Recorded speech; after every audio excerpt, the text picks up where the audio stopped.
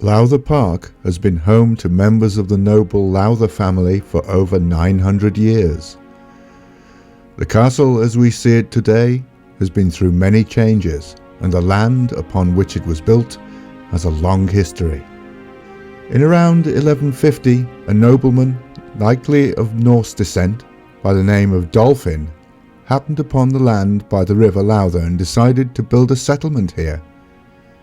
Whether Dolphin de Lowther named himself after the river or the river after himself is unknown, but the name Lowther is thought to derive from the Old Norse laudre, meaning foamy river. The earliest sections of St. Michael's Church, which sits in a prominent position within Lowther Park, date to around the time that Dolphin would have been building his settlement, so it is easy to speculate that he might have had a hand in the original plans for the church, now the burial place for generations of Lowthers.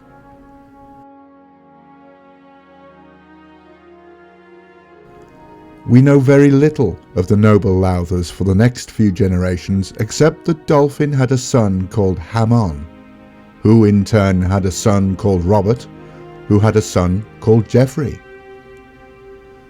During Geoffrey de Lowther's tenure in the mid-13th century, the south arcade, tower and transepts were added to the church.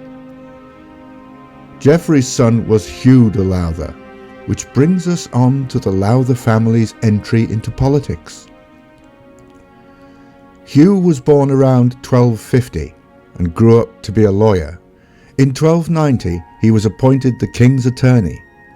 At around the same time he acquired the manor of Newton Rainey from Robert Burnell, Bishop of Bath, and a couple of years later, due to legislation around land ownership, he was knighted, thus becoming Sir Hugh de Lowther. In 1296 he was made Sheriff of Edinburgh, and in 1305 he entered Parliament. This was the beginning of a tradition of more than 600 years of Lowthers in national politics. Sir Hugh was also probably the first Lowther to adopt the family coat of arms, 6 annulets of sable, 6 black rings on a field of gold. Sir Hugh's son, also Hugh, was given permission to crenellate his house at Lowther by the king and made it into a peel tower.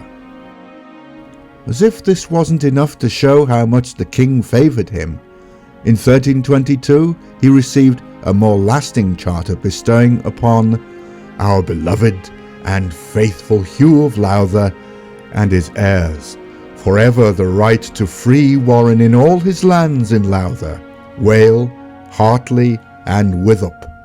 He was permitted to preserve and hunt anything with fur and feathers, with the exception of deer and boar. Skipping another few generations, we should briefly mention Hugh de Lowther V, who served alongside Henry V at the Battle of Agincourt, and later became Sheriff of Cumberland.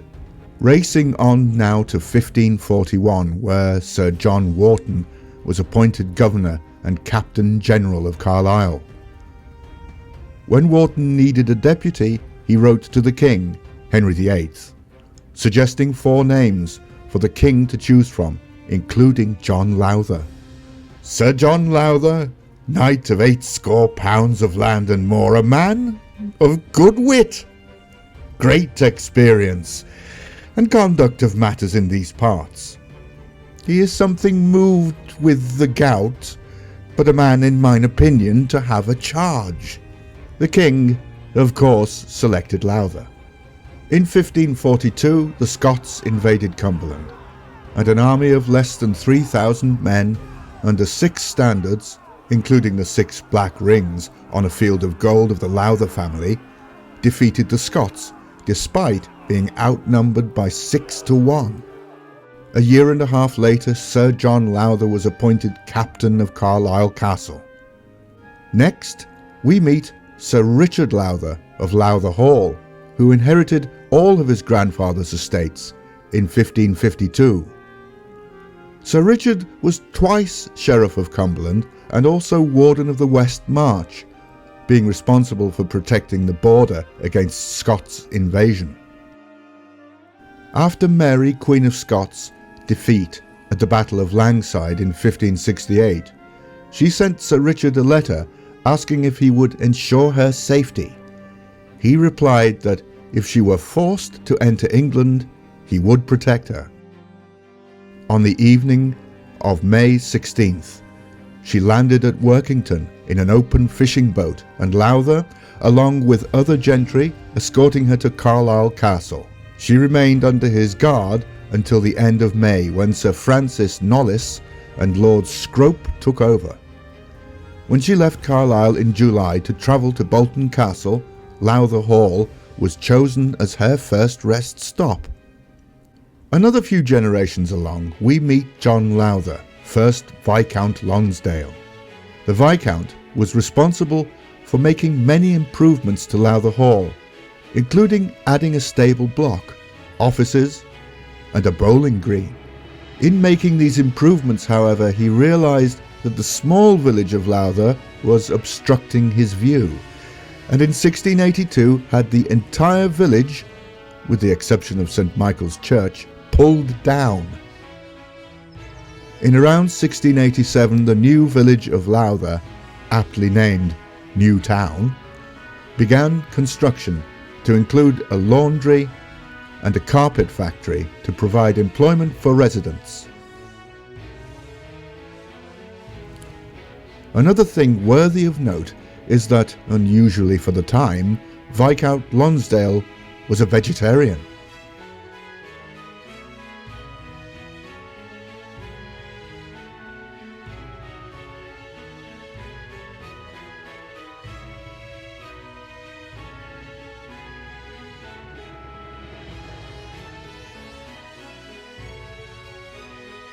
(1718) saw the sad demise of Lowther Hall, as all but one wing was burnt to the ground, so our next Lowther lord never actually lived there, dividing his time instead between Whitehaven, where his profitable coal mining business thrived, and London, where he made regular appearances in Parliament. James Lowther was also variously known as Wicked Jimmy, the Bad Earl, the Gloomy Earl, or Jimmy Graspall, Earl of Toadstool. This was largely due to his money-grabbing ways and his manipulation of political matters, including the buying of various MPs. In fact, he secured the election of future Prime Minister William Pitt the Younger as the member for Appleby.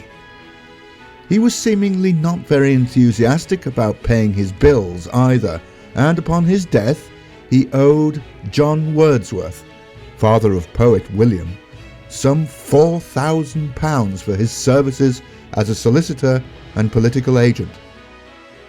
Regarding affairs of the heart, Wicked Jimmy had a very unhappy marriage to Mary Crichton Stewart, but compensated for this by having a string of mistresses before finally falling in love with one Betsy Lewes, who he kept in luxury until her death. It is said that he was so heartbroken by her loss that he had her corpse embalmed and placed in a glass-topped coffin, which he kept in a cupboard.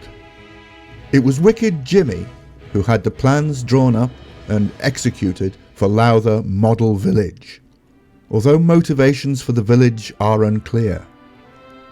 Accommodation was designed as single-room dwellings with sleeping space in the loft. The cottages were arranged into a circus flanked by Greek cross-shaped courts. The village is still there and inhabited, although some 30 or so cottages were demolished during the 19th century, and at some point the cottages were amalgamated into larger dwellings. Following the Earl's death, the estates at Lowther and elsewhere in Cumberland passed to his cousin William, 2nd Viscount Lowther. This inheritance made Viscount Lowther a coal magnate, thus a very wealthy man. William chose to spend some of that wealth paying off his late cousin's debts, including the £4,000 owed to John Wordsworth. More significantly, though, he spent around £200,000 on the Lowther estate and the redesign of the burnt-out Lowther Hall into the magnificent Lowther Castle. He was a well-liked man and served as patron for numerous painters and authors, including William Wordsworth. Our next and perhaps most renowned Lowther is the Yellow Earl himself. Hugh Cecil Lowther, 5th Earl of Lonsdale, who inherited the title and lands from his brother George. The 5th Earl became well known for his flamboyant lifestyle and his passion for the colour yellow. He possessed a fleet of yellow Rolls Royces and brought Lowther Castle to life with horses pulling yellow carriages and staff dressed in immaculate yellow livery. He was certainly the talk of the society columns in the newspapers of his day. A fearful and wonderful man is my Lord Lonsdale. Well, when all the devoted members of the Quorn were foregathered, who should appear but my Lord Hugh Lowther, driving his mustard pot 4 in hand, with his grooms and valets clad merrily enough in yellow plush liveries, and for headgear they wore white beaver hats of immense size. A sporting man, Hugh loved horse racing, fox hunting, and of course boxing. He was a founding member of the National Sporting Club, and in 1908 donated the original Lonsdale belts for the boxing championship trophy. The Lonsdale name was also given to the famous boxing clothing brand. Reportedly, he also always travelled with a 24-piece orchestra, and his excessive lifestyle was a constant source of worry to his trustees.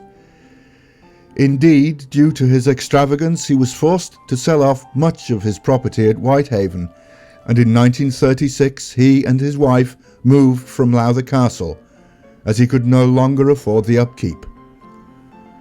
Upon his death in 1944, the title and lands went to his brother Lancelot, who, due to Hugh's financial recklessness, was forced to auction off the contents of the castle in 1947. This was the largest country house sale of the 20th century.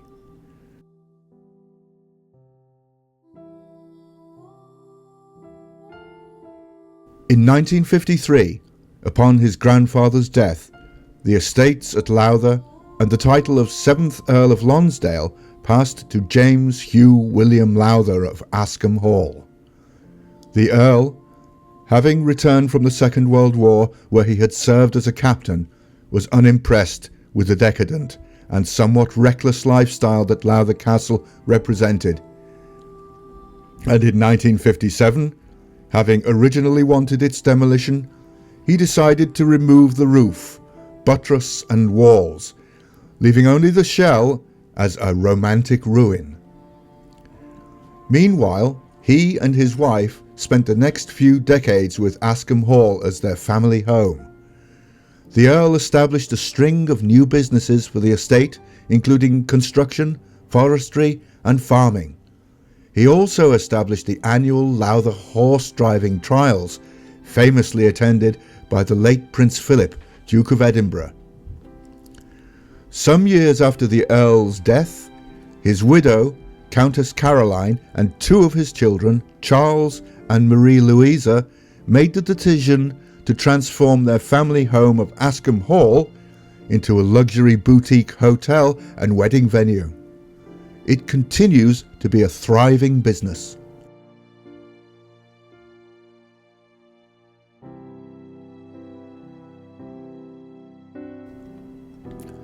As for Lowther Castle, Jim Lowther, the late Earl's 3rd son, along with the assistance of various charitable organisations, transformed the ruined shell into a tourist attraction that people travel from far and wide to see. The castle, and especially its grounds, are a continuous work in process, with work being carried out all year round to transform the castle and grounds of this historical site back to its former glory.